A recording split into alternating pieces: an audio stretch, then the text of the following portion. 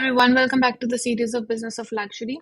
In this series, we talk about the behind the scenes of the luxury business. We talk about decoding the essence of luxury by navigating the confines of an industry that is known for its strict operational procedures, its heritage, its pricing strategies, which together establish its pecking order.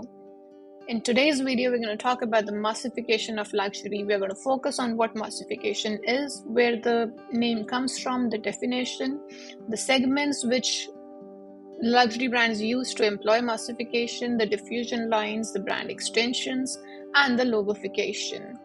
Let's start with the massification of luxury. How can we define it? What does it mean?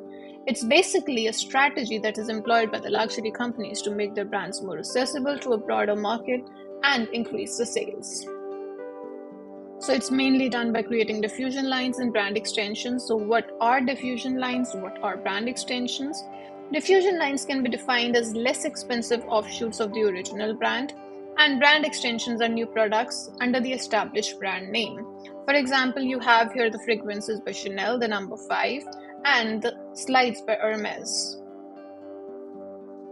But now we have gone a step further from diffusion lines and from brand extensions, wherein we are talking about the lowest common denominator for selling products, which is logofication.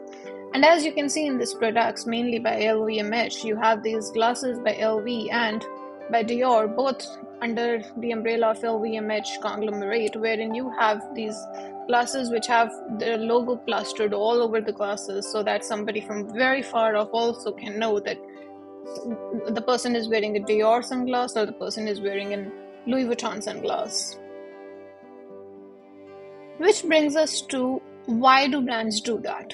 Brands do that because although the top 1% are responsible for approximately 30 to 40% of the sales of luxury brands, but still there is a huge consumer which can be said as an aspirational consumer who can afford only accessible luxury at a point of time. It is the process by which they are kind of inducted into the funnel and they move up the funnel, so that at one point of time, maybe 10 years down the line, they will be able to buy the products which are actual luxury. But for them to get started on it, they need to be brought into the funnel, and that is where accessible luxury and diffusion lines comes into play. Let's talk about what we mean by accessible luxury. By accessible luxury, we mean products by the luxury brands which can be purchased by mass consumers. For example, the logoed belts, the fragrance lines, the sunglasses that we showed already. But now we are coming across a phenomenon wherein these logo products are also becoming a different category on its own. And we had a collaboration recently which was between Supreme and Louis Vuitton, wherein these products actually became collectibles. There was a term that was used to define, because of the price increase that you had. Once you had those products, you could actually resell these products for 10K, for 10x or 20x amount compared to what you actually bought them for. So for these products, for the first time, we had collectibles being used to define this particular collaboration, and you had websites that were dedicated to the luxury Supreme into LV collectibles, and which used to track whatever prices the products were going in for. We also had a couple of series wherein people were featured who had been able to buy a lot of these products. So yes, what we wanted to say was that just from logofication, you have come to a segment within the logoed products which are now known as collectibles. So is this the new norm? Is this what we will be talking about in future also? Herein, I wanted to introduce to you a couple of advertisements from Tiffany that I saw recently, which made me think about the logofication and the massification of luxury, but in a different way. It made me think about in terms of repetition and adaptation. Having studied the designs of Tiffany a few years back, I know that there is this particular design that is being showcased in these advertisements is basically the bird on the rock design, which was launched by Tiffany way back, and the and the design was launched by John Schlumberger for Tiffany.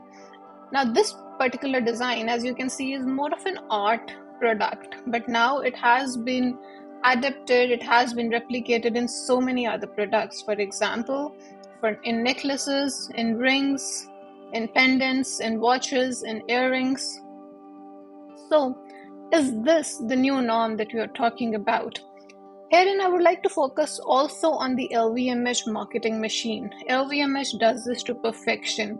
Even the sunglasses that we showed earlier in the video, that were from Louis Vuitton and Dior. So LVMH marketing has perfected how to kind of take a product and replicate it in a way that you can have a growth cycle with the product itself. So you'll have a lot of people who are buying these products at this point of time, but then at the same time you are taking a design which was more of an art form to and you've kind of relegated it to through adaptations, through repetitions, to something which is now just a product merchandise, nothing more than that. So when we're talking about this, what has led to this? A couple of things. For example, you had segments like fragrances, you had segments like beauty always.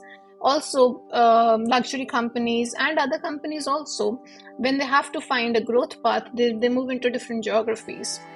But a huge feature was also observed when you had people like Karl Lagerfeld, who used to design for Chanel and Fendi, collaborate with H&M for a collection.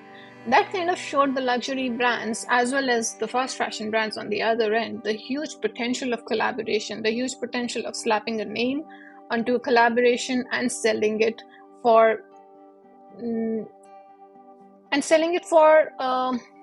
a little more than what the fast fashion brands would be selling for, and a lot less for what the luxury brands would be selling for. But then it opened up a huge audience for both, and especially for luxury brands. It kind of showed them how just logofication can help them add a lot of aspirational consumers into their funnel.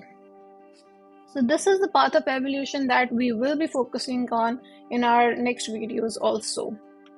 In the meantime, we wanted to leave you with the future of where this is taking us.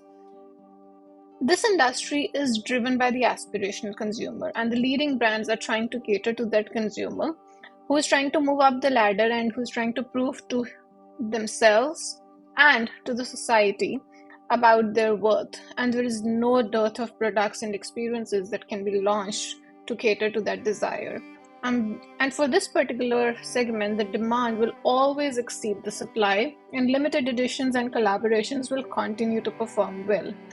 Meanwhile, there are also going to be brands who are going to differentiate themselves by standing for aesthetics, quality, and craftsmanship, and they will flourish as people who value quality will keep shifting towards these brands. And also, this is also a natural path, the natural progression. You enter as an aspirational consumer, especially if you're not coming from that background. You enter as an aspirational consumer and then you move up the ladder.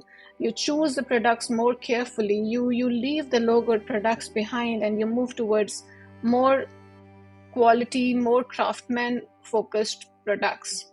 So that is what we have for you today. I hope you've enjoyed this video.